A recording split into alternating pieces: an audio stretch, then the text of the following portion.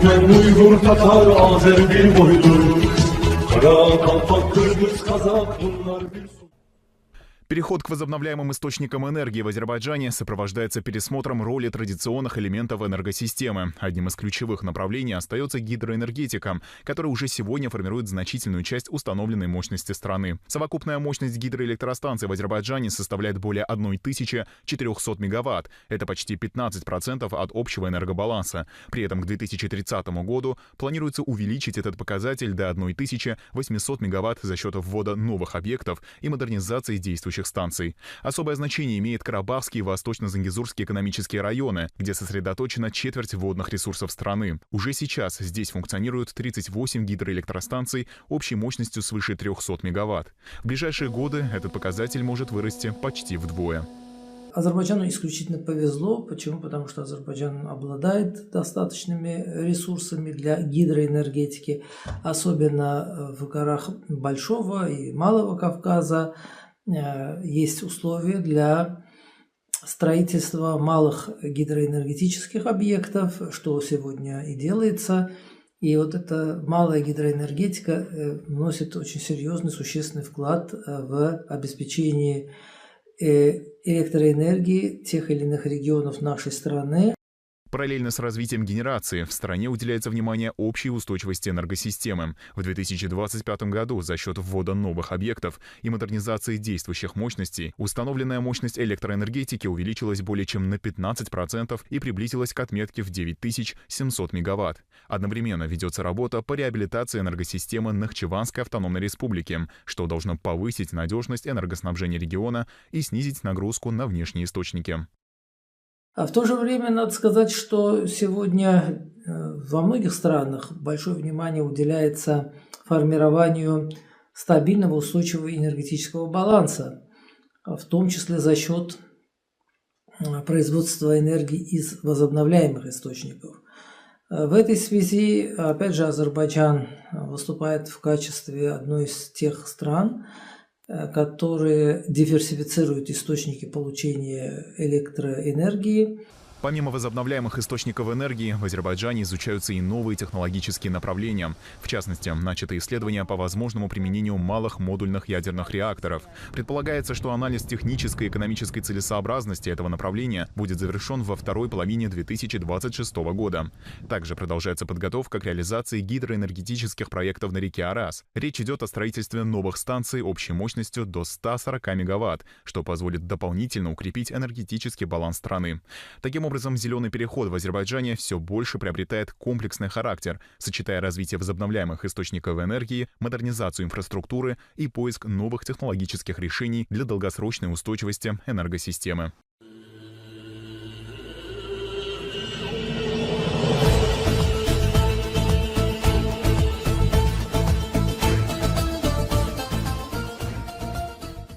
Срединному коридору через Казахстан идут контейнеры и нефть. По дну Каспийского моря прокладывают еще один маршрут для цифровых потоков. Для повышения транзитного потенциала страны начата реализация крупного международного проекта по прокладке линии связи до Азербайджана. Казахстан занимает стратегическое положение между Европой и Азией и играет важную роль в транзите международного интернет-трафика. В целях повышения транзитного потенциала начата реализация строительства оптического кабеля по дну Каспийского моря до Республики Азербайджан. Проект планируется завершить до конца текущего года. Срединный коридор задумывался как альтернатива традиционным торговым маршрутам между Китаем и Европой. Теперь к нему добавляется еще одно измерение – цифровое. Оптоволоконный кабель по дну Каспийского моря должен соединить те же регионы, но уже не потоками товаров, а потоками данных. Физическая логистика и цифровая инфраструктура дополняют друг друга, превращая страну в ключевой транзитный узел между Востоком и Западом. Сегодня средний коридор превращается в третий путь между Востоком и Западом. Он помогает диверсифицировать поставки и снижает зависимость от традиционных маршрутов. С геополитической точки зрения он усиливает роль Казахстана, Азербайджана и всего региона, превращая Центральную Азию и Южный Кавказ в стратегический мост между Европой и Азией. Сегодня основной объем международного интернет-трафика в Казахстан поступает транзитом через территорию России. В этом контексте оптоволоконный кабель по дну Каспийского моря рассматривается как альтернативный маршрут, который снижает технологическую зависимость от одного направления. Это означает также не только новые маршруты передачи данных, но и более устойчивую цифровую инфраструктуру внутри самой страны.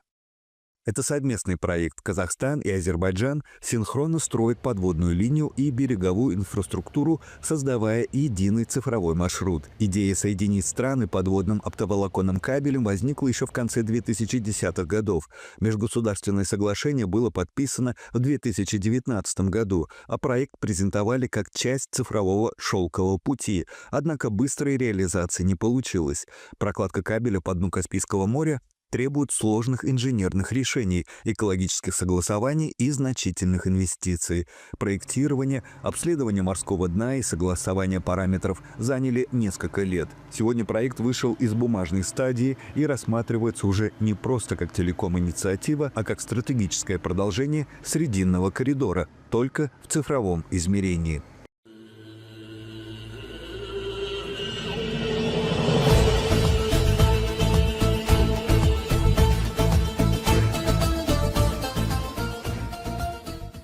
В Астане в рамках Третьей Генеральной Ассамблеи Союза тюркских торгово-промышленных палат состоялись встречи с участием представителей деловых кругов Азербайджана, Кыргызстана, Туркменистана и Узбекистана, а также руководства Тюркского инвестиционного фонда и Союза муниципалитетного тюркского мира.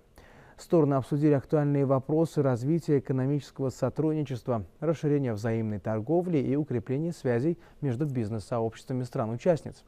Особо подчеркнута роль торгово-промышленных палат как ключевого механизма прямого диалога между предпринимателями и реализацией межгосударственных договоренностей в практические проекты. Отдельный акцент был сделан на активизации работы Тюркского инвестиционного фонда, развитии транспорта-логистических маршрутов, промышленной кооперации, туризма, а также цифровизации и внедрении инновационных решений, включая технологии искусственного интеллекта. Ну а по итогам встреч участники подтвердили готовность к дальнейшему укреплению экономического партнерства и расширению практического взаимодействия в рамках организации тюркских государств.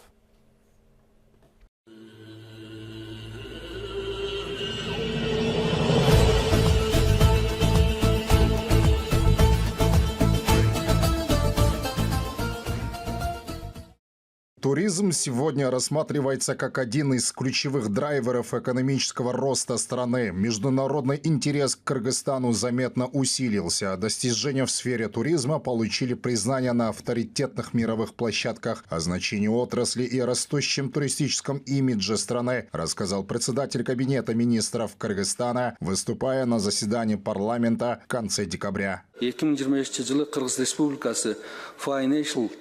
Международная известность Кыргызстана как туристического направления значительно выросла. В 2025 году республика вошла в число 50 лучших направлений для отдыха в мире по версии авторитетного издания Financial Times. Кроме того, престижное британское издание The Guardian признало Кыргызстан одним из лучших направлений для этнического туризма. Важным событием года стало и культурное признание на международном уровне. В декабре национальный напиток Кыргызстана «Максим» был включен в список нематериального культурного наследия ЮНЕСКО на 20-й сессии Межправительственного комитета в Нью-Дели. Подготовка заявки заняла 4 года. Это решение стало значимым шагом в деле сохранения и популяризации национальных традиций.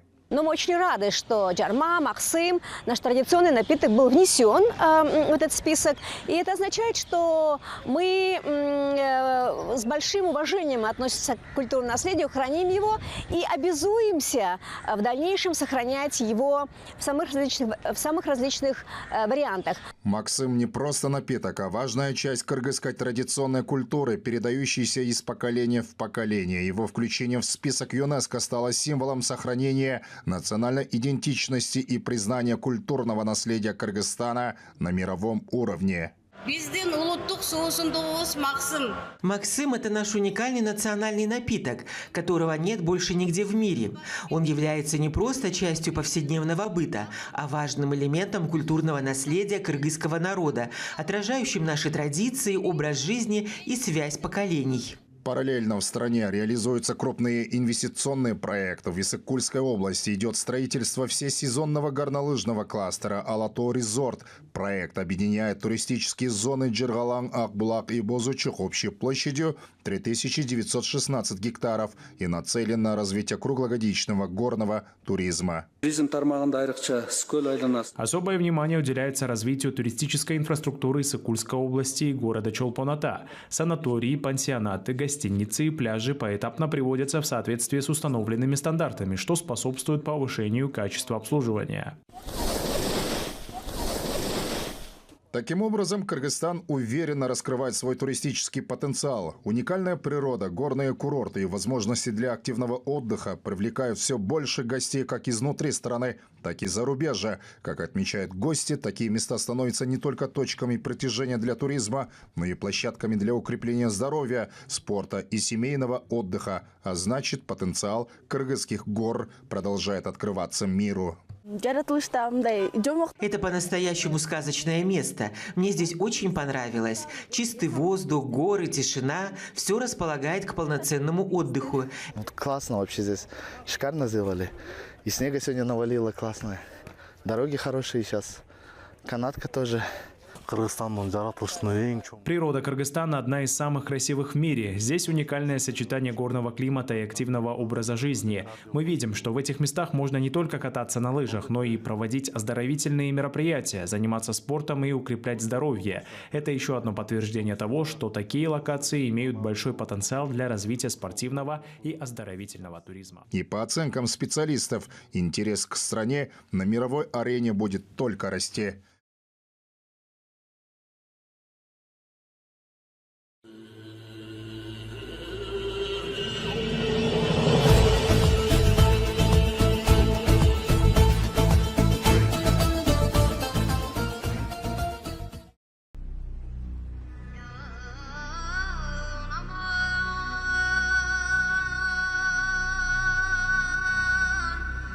Баку – один из самых красивых городов мира. Расположен он на стыке Европы и Азии. В этом городе самые древние человеческие традиции сочетаются с ультрасовременными архитектурами. Эти древние традиции очаровывают каждого. Баку как магнит притягивает к себе человека. В него влюбляешься с первого раза. Каждый камень Баку – это история. Жемчужина Баку и Чари-Шахар. Он хранит в себе множество тайн. У каждой улицы и у каждого двора своя история. Ярким периодом истории Баку является 12-15 века.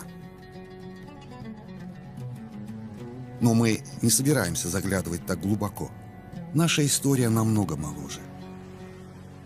История эта о Баку и бакинцах.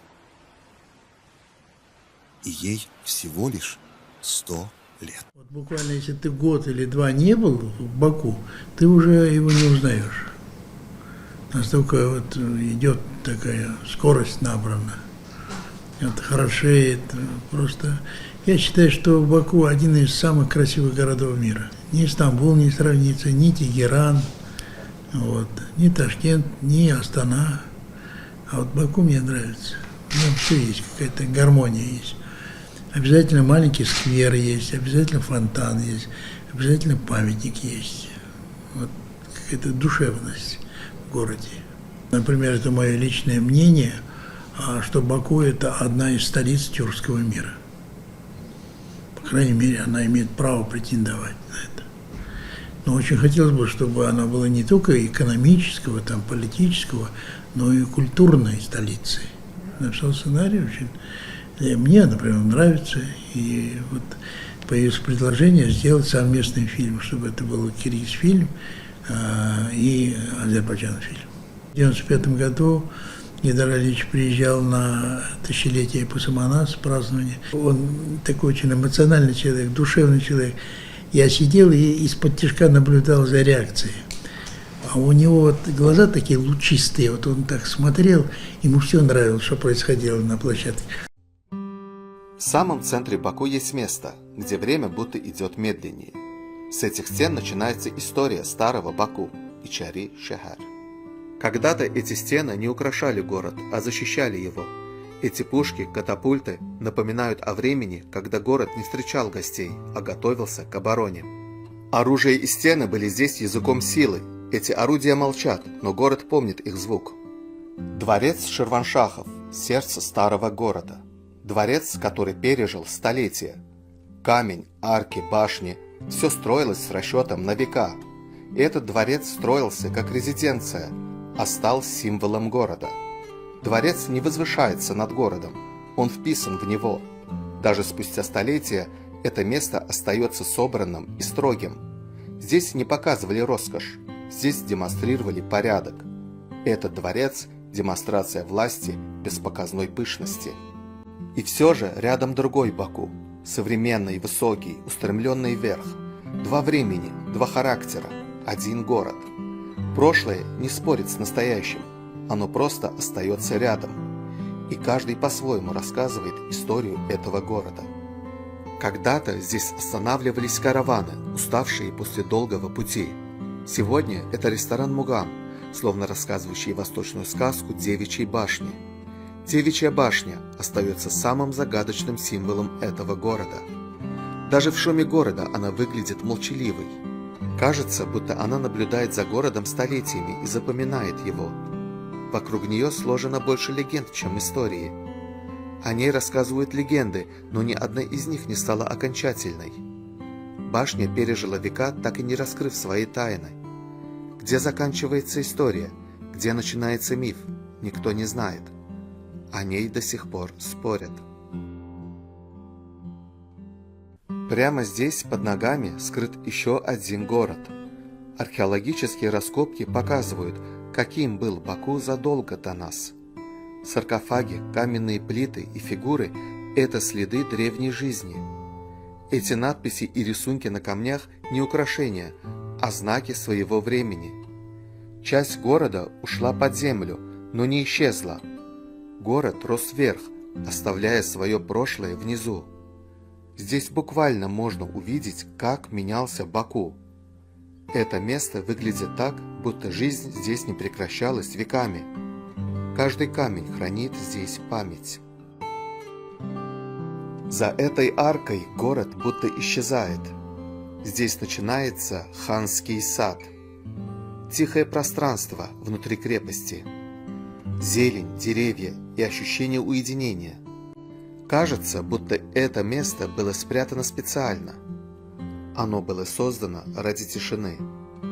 Но под этим садом таится еще один слой истории. Раскопанные бани, фрагменты стен, части помещений. Со временем они оказались под землей, как и многое в этом городе. Что-то было восстановлено, что-то оставлено таким, каким его нашли. А крепостные стены напоминают, все это всегда было внутри города. Крепостные стены по-прежнему рисуют границы старого города. За ними огненные башни поднимаются над городом, как знак нового времени. Но взгляд снова возвращается сюда, к древней башне. Четырехугольный донжон, без украшений и показной высоты. Камень против стекла, тишина против света. И оба части одной истории. В старом городе Джума-мечеть остается точкой покоя и поклонения. Она встречает не масштабом, а деталями. Арки, каменная резьба, орнамент с узорами и аяты из Корана, вырезанные прямо в стене. Здесь искусство и слово становятся частью архитектуры. Эта мечеть относится к XI веку. Ее песчаный цвет – это цвет времени и камня. Окна здесь словно вырезаны в стенах. Архитектура древняя, простая, почти суровая. По центру стены поднимается мощный полукруглый объем. Он больше похож на крепостную башню, чем на украшение. Мечеть строилась не для красоты, а на устойчивость. Рядом минарет, высокий, массивный, почти отдельное сооружение. Он словно вырос рядом с мечетью и стал ее частью. Этот минарет виден издалека и задает ориентир всему старому городу. Здесь высота не демонстрация, а призыв к Всевышнему. Даже спустя столетия это место сохраняет ощущение силы и покоя. В городе очень много старых бань с куполами. Они до сих пор остаются частью старого города. Помню, как эта баня функционировала как зеленая аптека. Сейчас она тихо ждет своего следующего предназначения. Орнамент на камне и живая вода. Львы и бык – символы силы и защиты. Вода течет так же, как и раньше, и встречает гостей. А рядом кипит самовар и готовят чай. Здесь гостям всегда рады. Кафе и рестораны вписаны в старые стены. Здесь каждый вход – продолжение архитектуры. А кошки здесь, как коренные жители. Они знают этот город лучше всех. Века прошли, а стены остались. Здесь величие не требует объяснений. Ичари-Шахар – старый город, место, где история никогда не заканчивается.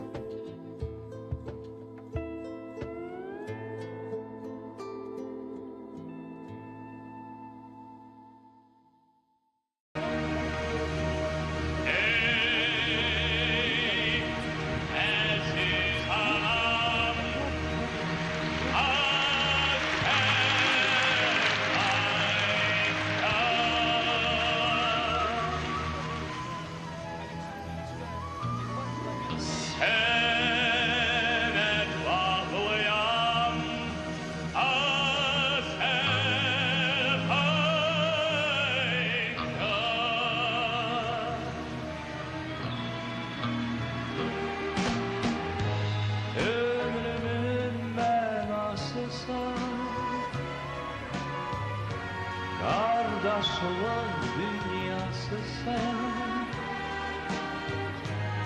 anamın anası sana Azerbaycan.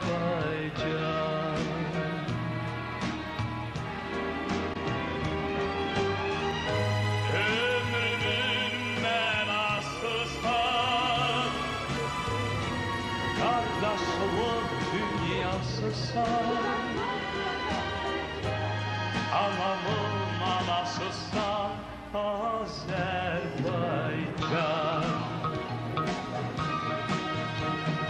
Pahalı yurdum Azerbaycan. Şifalı yurdum Azerbaycan.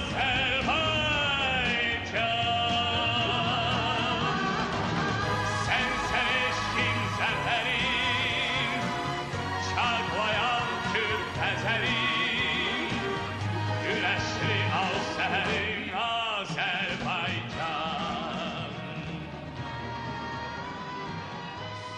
Старый город звучит как Ичари-Шахар. За моей спиной древний символ Баку – девичья башня. На азербайджанском это звучит как гыз-голосы. А почему она называется девичья? С этим связана очень интересная история.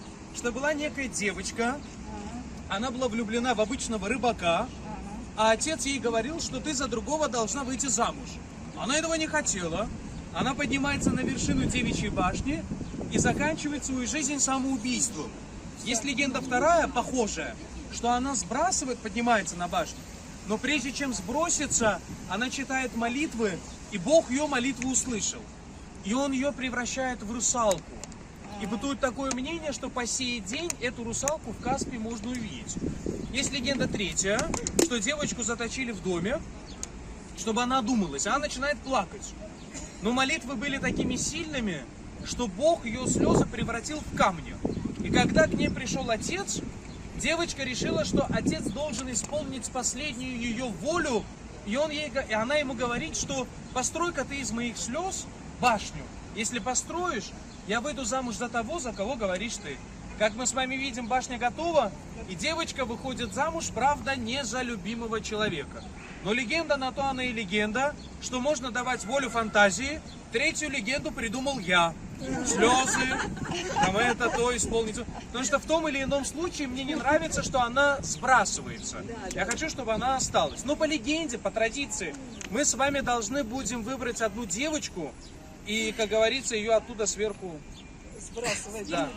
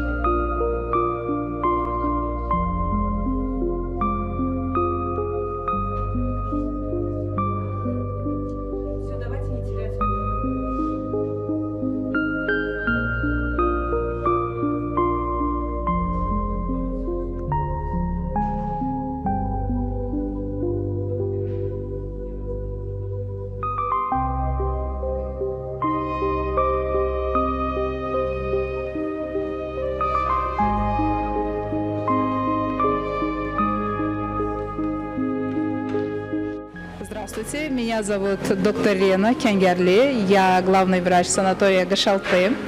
Я хочу вам дать небольшую информацию о нашем отеле, санатории. К нам приезжает большое количество людей из различных стран.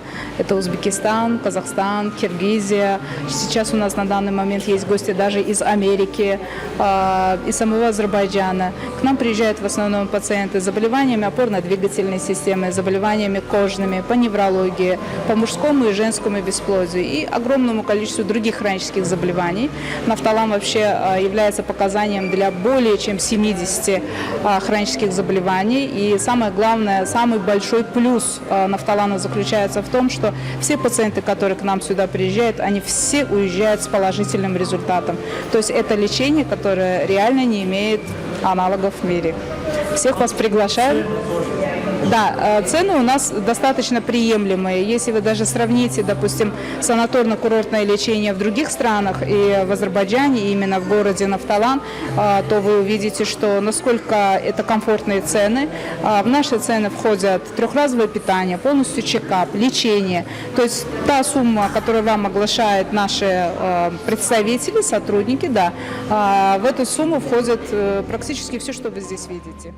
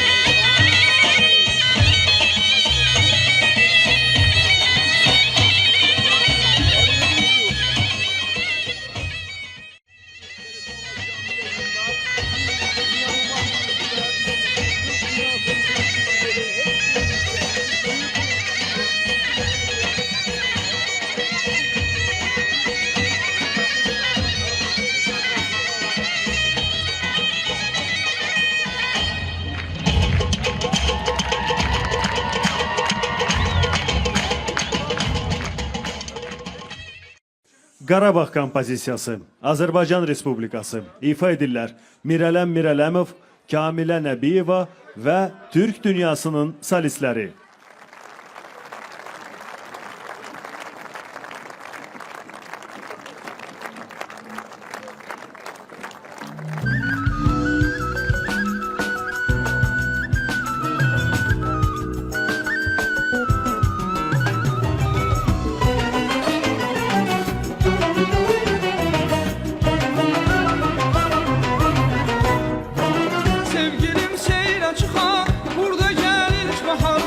Sevgilim seyre çıxa, burada gelir baharı.